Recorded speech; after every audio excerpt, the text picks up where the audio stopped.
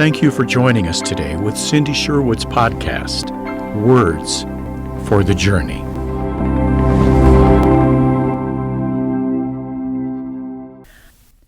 Today is the first of 3 podcasts about the victim identity. I can't think of any context where the word victim is received as a good or positive thing. This is interesting because so many of us choose to be a victim. As you probably know, I write, teach, and speak on healing issues, all aspects of healing, and considering the entire arena, this one, the victim identity, is both the most pervasive and the one in which we have the most control. So many of the hard things we've endured in our life have been out of our control, things that happen to us without our consent. But the victim identity is not out of our control. In fact, we're the only one who can control it. We get to choose whether we identify ourselves as a victim or not, whether we live as a victim or not. We are in complete control of those decisions. Yet if I pressed you, you might strongly resist that notion. So if being a victim is such a negative thing, then why are we so adamant about living as one? Well, there are reasons. Let's begin by defining terms. First off, being victimized and living as a victim are 2 different things. We've all been victimized, and we usually have no choice about that. I say usually because we actually can invite victimization. As a woman, I would say the best example of this is choosing to hook up with a man who is bad news, someone who obviously uses women for his benefit and pleasure with little concern for her welfare. Then we're surprised when he breaks our heart. That's a good example of volunteering to be victimized. And it's not just women, of course. Men do it too, choosing the bad girls. I'll come back to this example later, but for now, let's view victimization as something we have no control over. Here are common examples. Being abandoned by a loved one, such as a parent, spouse, child, or close friend. Losing anything important, such as a business, job, home, financial security, marriage, loved one who dies, criminal acts such as robbery, being mugged, any type of abuse, physical, emotional, spiritual, sexual, mental, and the list goes on. There are thousands of ways we are victimized. Being victimized means something painful happened to you as a result of someone else's actions. Being a victim means choosing to make those painful circumstances your new identity. I am a sexual abuse victim. I am an unwanted child, spouse, or friend. I am unlovable. While painful issues will always be part of our story, they do not have to be part of our identity. This may come as a surprise, but what you are and what has happened to you are not related. I know we don't usually see it that way, but they really aren't connected. We may choose to connect them, but we don't have to. I did a podcast on the story of Amnon and Tamar from 2 Samuel chapter 13, talking about sexual abuse. Tamar was raped by her brother Amnon. She had no choice in the circumstances that led up to her being raped. Everybody in her family let her down. No one supported her. It was a horrific story, but it didn't have to continue to be that for the rest of her life. It did because Tamar chose to remain a desolate woman. She chose to let the rape identify her, and she didn't need to make that choice. I'm not saying it should have been easy. I'm not saying it wouldn't have taken time or been a difficult road to recovery. But I am saying she did not have to lock in that identity, a desolate woman, for the rest of her life. Obviously, healing needed to first take place. But Jehovah Rapha, God our healer, was alive and well in the Old Testament just as he is today. A victim is someone who's defined by the choices they have made and by the things that have happened to them. So part of the victim identity comes from what other people have done to us, and part of it comes from our own poor choices. We just as easily allow our regretful decisions to define us as what others do to us. We can let our failures and shortcomings become our identity too. I am a loser. I am a failure. I am inferior. I don't measure up. The truth of the matter is that we aren't any of these things either. Our own poor choices are not connected to our identity. Our identity is something that does not change.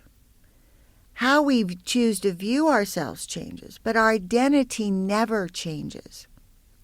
Psalm 119:73 says, "Your hands have made me and fashioned me."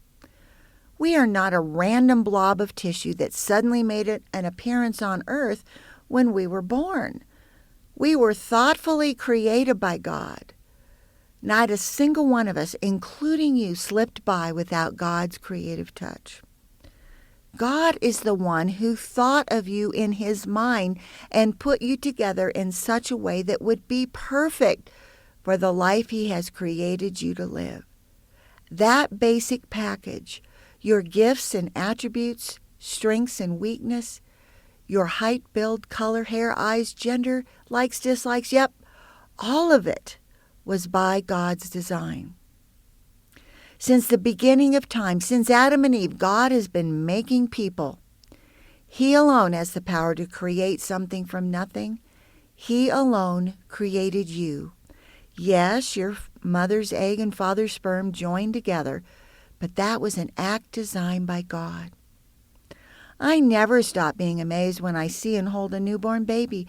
It's the same today when I hold a new grandchild as it was when I birthed my own so many years ago. It's simply astonishing to peer into that precious face and to think just 9 months ago this human did not exist in any form or fashion, and now here they are, perfect, complete, a beautiful child.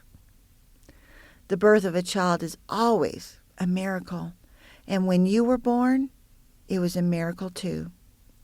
Psalm 139:14-15 in the NIV says, "I praise you because I'm fearfully and wonderfully made. Your works are wonderful. I know that full well. My frame was not hidden from you when I was made in the secret place, when I was woven together in the depths of the earth." God was there in that secret place where your life began. You are a work of God. And you've heard that old saying, God don't make no junk. Psalm 139 says you were wonderfully made. You are an excellent human being. I recently visited my daughter and grandson who have a chocolate factory in their town. Near the factory is a shop where you can purchase one of their hundreds of varieties of chocolate candies. The store is divided into two parts. In front is the same candy you buy in any grocery or department store. In back, however, is where you will find us scouring the aisles for the seconds. These candies are either past their prime or not quite as perfect as the candy in the front of the store. In the back are the seconds, meaning they are second best. I think we too easily see ourselves as seconds, not quite as good as the rest. I can easily be tempted to feel a little past my prime these days, now that I'm in my 60s, but in a way I feel like I'm coming into the most fruitful time of my life.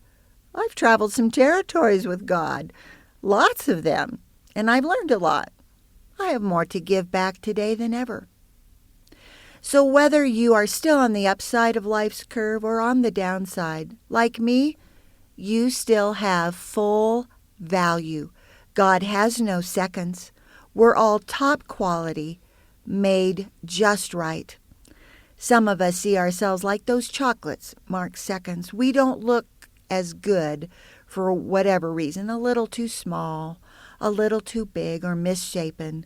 We're constantly comparing ourselves to everyone else and coming up short. Sorry, but God doesn't see you that way. He sees you as wonderfully made, no exceptions. 1 Timothy 4:4 says, "For every creature of God is good, and nothing is to be refused if it is received with thanksgiving." Many use physical beauty as a gauge of self-worth. I was struck by a quote from the beautiful actress Halle Berry. "Beauty, let me tell you something. Being thought of as a beautiful woman has spared me nothing in life, no heartache, no trouble. Love has been difficult. Beauty is essentially meaningless, and it is always transitory." Her honesty is a gift to all of us. Every creature of God is good. Are you a creature of God? Then you're good. And he says nothing is to be refused. Are you rejecting the gift of your life and how God made you? If so, stop rejecting yourself. Instead, be thankful. If this is a lifelong habit of yours, tearing yourself down, it will be a battle to change it. But it is a battle worth fighting. How you view your identity affects your entire life, every relationship, every decision. This is one of Satan's greatest ploys to destroy our life. He constantly speaks lies to us about our perceived defects and shortcomings. Something bad happens to us and he goes to work. "See, I told you that you would never amount to anything. I told you no one loved you. I told you that you would never succeed. You're a worthless piece of junk." Stop listening to Satan. Don't let him whisper those things into your mind. They're lies. Jeremiah chapter 2, verse 21 in the NIV says, "I had planted you like a choice vine of sound and reliable stock. How then did you turn against me into a corrupt wild vine?" The New King James says it this way, "Yet I had planted you a noble vine, a seed of highest quality. How then have you turned before me into the degenerate plant of an alien vine?" God says you are a choice vine, reliable stock, a seed of highest quality. He's saying you are good stuff. You get to choose your perspective about yourself. You can choose to view yourself as good or as bad, but that doesn't change the fact that you are good. That's the truth. Why not view yourself through the truth?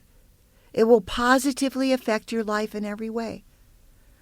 So no matter what has happened to you, no matter who has abandoned you, rejected you, betrayed you, abused you, it has not altered the essence of your being one iota. No human being has the power to alter your identity, and that includes you. You can't do something that's so bad you cease to be a valuable human being. You can call yourself good or bad, pink or purple or whatever you want. But at the end of the day, at the end of every day, you are good stuff. This is one of my favorite messages to carry into women's prisons. Many of these women have been so beaten down by life. I love going in and speaking the truth about their true beauty and value. I love seeing their chin come up and their eyes begin to lock with mine as their minds scramble to decipher my words, that they are lovable, that their life has meaning and purpose. Sure, they've made poor choices. Who of us hasn't? But that has not changed their value as a human being. So if seeing myself as a victim is my choice, and it's such a negative thing, then why do I choose it? Well, there's a payoff to being a victim. It's a pitiful payoff, to say the least, but a payoff nonetheless. Some of us get our significance from being a victim. We feel like the only way people will see us and pay attention to us and care about us is if we can get them to feel sorry for us. So we wallow in our woes. We spend our life bringing up all the bad things. Now, if you know anything about me or my ministry, you know I do not promote ignoring our wounds. Just the opposite. I encourage people to deal with their wounds God's way and get free from them. Victims don't choose that because they want to keep their wounds. It gives them a false sense of significance. So they never pursue freedom. They prefer to hang on to their wounds and live as a victim. Self-pity is poison to the abundant life. As long as we are drinking self-pity every day, we will be too sick to ever experience or enjoy the abundant life God has planned for us. And there's another reason people remain victims. They don't have to be responsible for their choices. A strong victim trait is to blame everyone else for their misery. If they stop placing blame on others, then they will have to be responsible for their lives themselves. And that's scary. They'll have to own up to the fact that their life is a mess partially because of their own choices, that they are responsible. Like I said at the beginning, with the man or woman who continually chooses bad girls or bad boys to hook up with, they are not responsible for that woman or man walking out or breaking their heart. But they are responsible for choosing that person in the first place. I work with so many people who struggle with their spouse, and rarely do I hear them take ownership for the fact that they chose that person. It was their choice to marry them. It may feel like you don't have a choice about seeing yourself as a victim, but you really do have a choice. It takes courage to stand against that mentality and embrace the truth. But you can do it. I can do all things through Christ who strengthens me. Philippians chapter 4, verse 13. It can be done, and the Lord will certainly help you get there. You just need to decide whether you're willing to go.